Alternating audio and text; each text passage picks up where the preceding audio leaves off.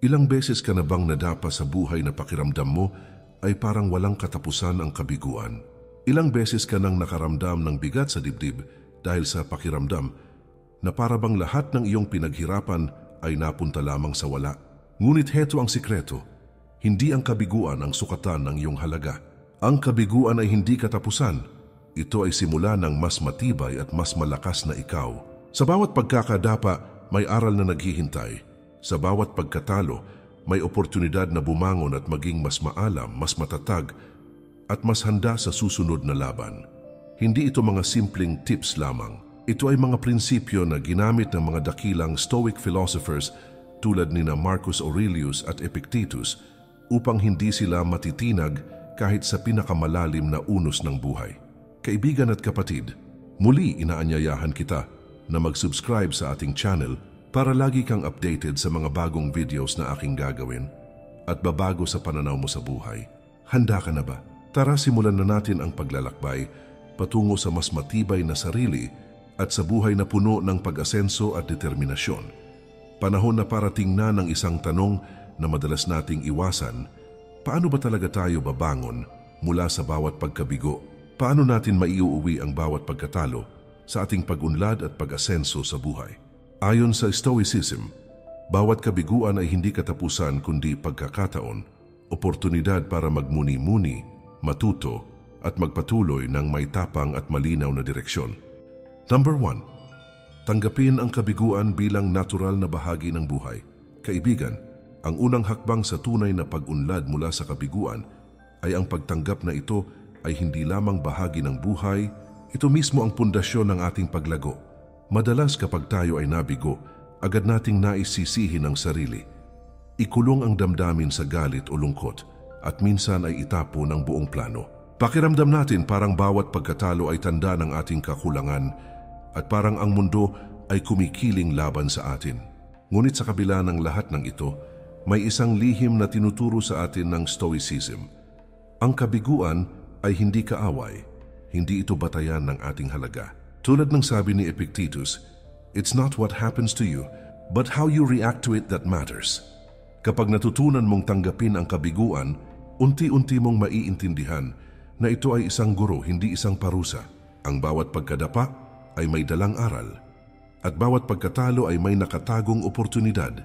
Sa halip na katakutan o labanan ng kabiguan, pwede mo itong yakapin bilang bahagi ng proseso ng iyong personal na pag-unlad. Ito ang sandata na magtuturo sa iyo kung paano maging mas matibay, mas maalam, at mas handa sa mga susunod na hamon ng buhay. Isipin mo, bawat pagkatalo ay nagtuturo sa atin ng disiplina.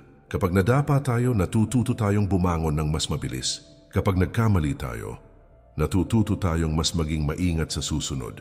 Ang kabiguan mismo ang nagtuturo sa atin ng lakas ng loob, determinasyon, at kalinawan ng isip na hindi matututunan sa madaling tagumpay. At higit sa lahat, ang pagtanggap sa kabiguan ay nagbibigay sa atin ng kapayapaan ng loob. Hindi ka na aalinlangan o natatakot sa susunod na hakbang. Ang bawat hakbang mo ay magiging mas matatag, mas malinaw at mas makabuluhan.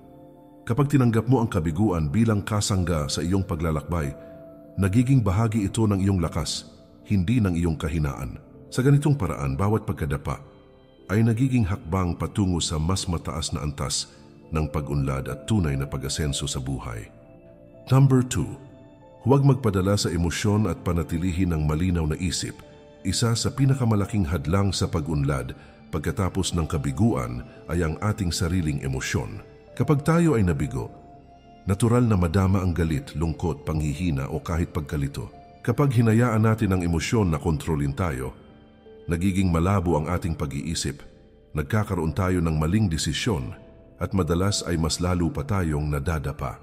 Dito pumapasok ang isa sa pinakamahalagang aral ng Stoicism. Si Marcus Aurelius, isang dakilang Stoic emperor, ay nagsabi, "You have power over your mind, not outside events. Realize this, and you will find strength." Hindi mo kayang kontrolin ang lahat ng nangyayari sa mundo, ngunit kaya mong kontrolin kung paano ka tutugon. Ang pag-unlad ay nagsisimula sa pag-alam na ang iyong emosyon ay maaaring maging kaalyado mo o kalaban mo. Kapag natutunan mong ihiwalay ang damdamin sa aksyon, mas malinaw mong nakikita ang tamang hakbang na dapat gawin. Hindi mo na kailangan magpadala sa galit o panghihina, kundi gamitin ang emosyon bilang gabay kung paano maging mas maingat at mas maalam sa susunod na hakbang. Kapag nabigo ka sa isang proyekto o plano, sa halip na sumabog sa galit o malungkot, huminto sandali, huminga ng malalim at suriin kung ano ang natutunan mo. Ano ang pwede mong baguhin? At ano ang susunod na hakbang? Sa ganitong paraan, ang kabiguan ay nagiging instrumento para sa mas malinaw na pag-iisip at mas matibay na diskarte sa buhay. Kapag natutunan mong panatilihin ang malinaw na isip sa gitna ng kabiguan, ang bawat hakbang mo ay magiging mas makabuluhan. Ang bawat desisyon mo ay magiging mas epektibo. At higit sa lahat, unti-unti mong mararamdaman ang kapangyarihan na walang sino man o anumang pangyayari ang makakaapekto sa iyong kakayahan na umangat sa buhay. Ang emosyon ay hindi hadlang, ito ay gabay, at ang malinaw na isip ang susi sa tunay na pag-unlad. Number 3. Pag-aralan ng kabiguan at hanapin ang aral nito. Sa bawat pagkatalo at kabiguan na nararanasan natin, madalas nating nakikita ito bilang wakas ng lahat o parang tanda ng ating kakulangan. Ngunit sa Stoicism may ibang pananaw. Ang kabiguan ay hindi katapusan kundi guro na nagdadala ng mahahalagang aral. Si Seneca, isang dakilang Stoic philosopher, ay nagsabi, "Difficulty strengthens the mind as labor does the body." Ipinapaalala nito sa atin na ang mga hamon at kabiguan ay hindi para wasakin tayo kundi para patibayin ang ating isip, karakter, at kakayahang humarap sa susunod na hamon ng buhay. Sa halip na malugmok sa kabiguan, huminto at pag-isipan ng mabuti ang nangyari. Ano ang mga hakbang na nagdala sa iyo sa puntong ito? Ano ang pwede mong baguhin sa iyong paraan ng pag-iisip o kilos? Ano ang mga natutunan mo tungkol sa sarili mo, sa iba o sa sitwasyon? Kapag tiningnan natin ang kabiguan bilang pagkakataon para matuto, nagiging pundasyon ito ng mas matibay at mas maalam na desisyon sa hinaharap. Ang proseso ng pag-aaral mula sa kabiguan ay hindi madali. Kailangan ito ng tiyaga, katatagan at tapang na harapin ang katotohanan ng sariling pagkukulang. Kailangan mong maglaan ng oras upang suriin ang sarili, tanggapin ang nangyari, at hanapin ang aral na nakatago sa bawat pagkadapa. Sa sandaling matutunan mong gawin ito, nagbabago ang pananaw mo sa kabiguan. Hindi ka na natatakot sa susunod na pagkatalo. Sa halip, nakikita mo ito bilang pagkakataon upang maging mas handa, mas maalam, at mas determinado sa bawat hakbang ng buhay. Bawat pagkadapa ay naglalaman ng aral na pwede mong gamitin upang bumangon ng mas matatag. Ang bawat pagkatalo ay nagtuturo ng disiplina, determinasyon at lakas ng loob. Kapag natutunan mong suriin at pag-aralan ang kabiguan, bawat hakbang mo patungo sa tagumpay ay nagiging mas malinaw, mas matibay at mas makabuluhan. Ang kabiguan ay nagiging guro na hindi mo kailangan takutin kundi yakapin at pakinggan. Sa ganitong paraan, ang bawat pagkatalo ay nagiging hakbang patungo sa mas mataas na antas ng pag-unlad at tunay na pag-asenso sa buhay. Number 4. Ihiwalay ang sarili sa resulta at tutok sa tamang gawi. Maraming tao ang nasasakal sa kabiguan dahil masyado silang nakatuon sa resulta kaysa sa proseso. Kapag nabigo, iniisip agad kung bakit hindi naging matagumpay ang plano, sino ang may kasalanan o kung gaano kalaki ang nawala sa atin.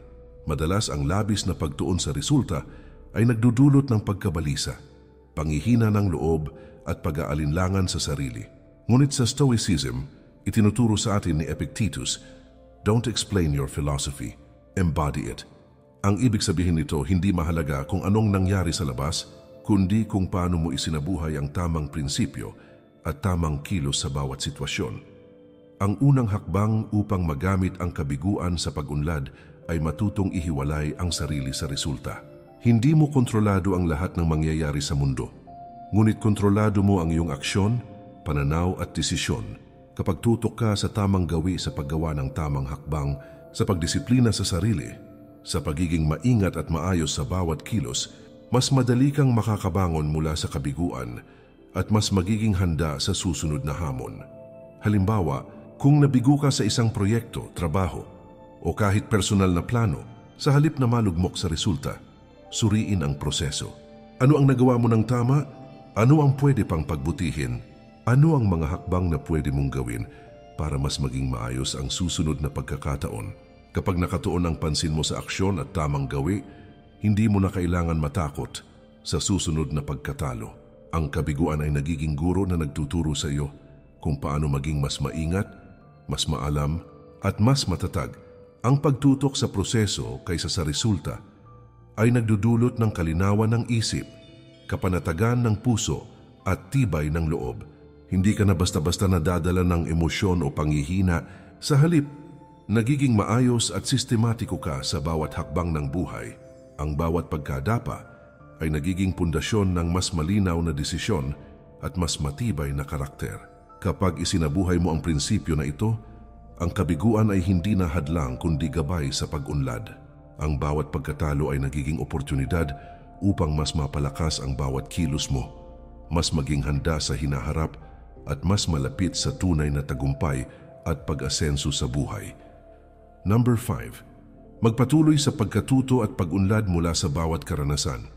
Ang bawat kabiguan at pagkadapa sa buhay ay may nakatagong aral, ngunit ang tunay na pag-unlad ay nangyayari lamang kapag patuloy tayong natututo mula rito. Hindi sapat na matanggap lang ang kabiguan o manatiling matatag sa emosyon. Kailangan ding tuklasin at gamitin ang mga natutunan upang maging mas mahusay sa susunod na hakbang. Ayon kay Marcus Aurelius, the impediment to action advances action. What stands in the way becomes the way. Ipinapakita nito na ang bawat hadlang, bawat pagkabigo at bawat problema ay may potensyal na maging daan tungo sa mas mataas na antas ng pag-unlad basta alam nating gamitin ito sa tamang paraan. Kapag nabigo ka, tanungin ang sarili, ano ang natutunan ko mula rito? Paano ko magagamit ang karanasang ito para mas maging maalam, mas maingat, at mas handa sa hinaharap? Ang pagtatanong at pagsusuri sa sarili ay nagbubukas ng bagong pananaw at mas malinaw na direksyon sa buhay. Sa bawat pagkakataon na natututo ka mula sa kabiguan, hindi lamang ang kasalukuyang problema ang nalulutas, kundi ang sarili mo ay unti-unting tumitibay. Lumalawak ang kakayahan mong mag-isip at lumalago ang determinasyon mong umasenso sa buhay. Ang patuloy na pagkatuto ay hindi laging madali. Kailangan nitong tiyaga, konsistensya at kababaang loob. Kailangan mong tanggapin na hindi mo alam ang lahat at may puwang pa sa pag-unlad. Ngunit sa bawat hakbang na ginagawa mo, bawat aral na natututuhan mo mula sa pagkabigo, unti-unti mong napapanday ang mas matatag, mas maalam, at mas malakas na bersyon ng iyong sarili. Sa huli, ang mga kabiguan ay hindi nagtatapos sa pagkadapa lamang. Nagiging gabay sila, nagtuturo ng tamang hakbang, at nagbubukas ng pinto para sa mas malinaw na landas patungo sa tagumpay. Ang patuloy na pagkatuto mula sa bawat karanasan, mabuti man o masama, ay ang susi upang ang bawat pagkatalo ay maging hakbang patungo sa tunay na pag-asenso sa buhay. Number 6. Panatilihin ang disiplina at determinasyon kahit sa harap ng kabiguan. Ang tunay na lakas ng isang tao ay hindi nasusukat sa dami ng tagumpay na natamo niya, kundi sa kakayahan niyang bumangon at magpatuloy kahit paulit-ulit siyang nadadapa. Ang kakayahang manatiling disiplinado at determinado sa kabila ng kabiguan ay siyang pundasyon ng mga taong nagtatagumpay sa buhay. Madalas kapag dumating ang kabiguan, ito ay tila mabigat na alon na handang ibagsak tayo sa lupa at maraming tao ang nadadala ng takot, panghihina o galit kaya nawawala ang focus at direksyon. Ngunit ayon kay Seneca, luck is what happens when preparation meets opportunity. Ipinapakita nito na ang tagumpay ay hindi nakasalalay sa swerte lamang kundi sa patuloy na paghahanda, disiplina at determinasyon upang bumangon mula sa bawat pagkatalo. Kapag nadapa ka sa buhay, normal lang na maramdaman ng panghihina, pag-aalinlangan o pagdududa sa sarili. Ang kabiguan ay natural na bahagi ng proseso at ang tunay na susi ay kung paano mo ito haharapin. Sa halip na malugmok o sumuko, gamitin ang bawat pagkatalo upang patatagin ang isip at puso. Ang disiplina ay hindi lamang tungkol sa pisikal na aksyon, kundi pati na rin sa mental na pagtitiyaga. Ang kakayahang manatili sa tamang prinsipyo, sa tamang desisyon at sa tamang hakbang kahit na mahirap, masakit o nakakapagod ang sitwasyon. Kapag may determinasyon at disiplina ka, nagkakaroon ka ng malinaw na pananaw at sistematikong approach sa buhay. Ang bawat kabiguan ay nagiging pagkakataon upang subukan muli, baguhin ang pamamaraan at mas pagbutihin ang sarili. Hindi mo na kailangan matakot sa pagkabigo o madala ng emosyon tulad ng galit at panghihina. Sa halip, nagiging gabay ang kabiguan sa paghubog ng mas matibay at mas maalam na pagkatao. Ang pagpapatibay ng disiplina at determinasyon ay nagdudulot ng kalinawan ng isip, kapanatagan ng puso at tibay ng loob. Ang bawat hakbang mo ay nagiging mas makabuluhan at mas matatag at bawat desisyon ay nagiging mas epektibo at maayos. Ang kabiguan ay nagiging pundasyon para sa mas malinaw na landas patungo sa tagumpay at nagiging hakbang patungo sa mas mataas na antas ng pag-unlad. Kapag isinabuhay mo ang prinsipyo ng disiplina at determinasyon, ang bawat pagkadapa ay nagiging oportunidad. Ang bawat pagkatalo ay nagiging gabay at bawat hakbang mo ay patungo sa mas matibay, mas maalam at mas matagumpay na bersyon ng iyong sarili. Number 7, yakapin ang kabiguan bilang hakbang patungo sa tunay na pag-unlad. Ang huling hakbang sa pag-unlad mula sa kabiguan ay ang ganap na pagtanggap at pagyakap sa bawat pagkadapa bilang mahalagang bahagi ng iyong paglalakbay. Madalas sinusubukan nating iwasan ang kabiguan o itago ang mga pagkatalo dahil takot tayong hatulan o mabigo muli. Ngunit sa Stoicism, itinuturo sa atin ni Marcus Aurelius, the impediment to action advances action. What stands in the way becomes the way. Ipinapakita nito na ang bawat hadlang, bawat pagkabigo at bawat problema ay hindi hadlang sa pag-unlad kundi daan patungo rito kapag alam nating gamitin ang mga ito sa tamang paraan. Ang kabiguan ay hindi kaaway. Hindi ito tanda ng kahinaan o kakulangan. Sa halip, ito ay gabay na nagtuturo kung paano maging mas matibay, mas maalam at mas handa sa susunod na hakbang ng buhay. Kapag natutunan mong yakapin ang kabiguan, nagbabago ang pananaw mo sa lahat ng nangyayari. Bawat pagkadapa ay nagiging aral, pagkakataon at inspirasyon para sa mas mataas na antas ng pag-unlad. Ang pagtanggap at pagyakap sa kabiguan ay nangangailangan ng lakas ng loob, determinasyon at konsistensya. Kailangan mong tanungin ang sarili, paano ko magagamit ang karanasang ito upang mas maging mahusay at mas handa sa hinaharap? Ano ang natutunan ko tungkol sa sarili ko, sa iba at sa buhay mismo? Ang ganitong introspeksyon ay nagbubukas ng mas malalim na pag-unawa sa sarili at sa mundo. Kapag yakapin mo ang kabiguan bilang bahagi ng proseso ng buhay, hindi ka na matatakot sa susunod na pagkatalo. Ang bawat pagkadapa ay nagiging pundasyon ng mas matibay na karakter, mas malinaw na pag-iisip at mas maayos na desisyon. Ang kabiguan ay nagiging instrumento ng pag-unlad, hakbang patungo sa tagumpay at daan upang maabot ang tunay na pag-asenso. Sa huli, ang lahat ng kabiguan ay may layunin at halaga. Ang pagtanggap, pagsusuri at pagyakap sa mga ito ay susi upang ang bawat pagkadapa ay maging tulay patungo sa mas mataas na antas ng sarili.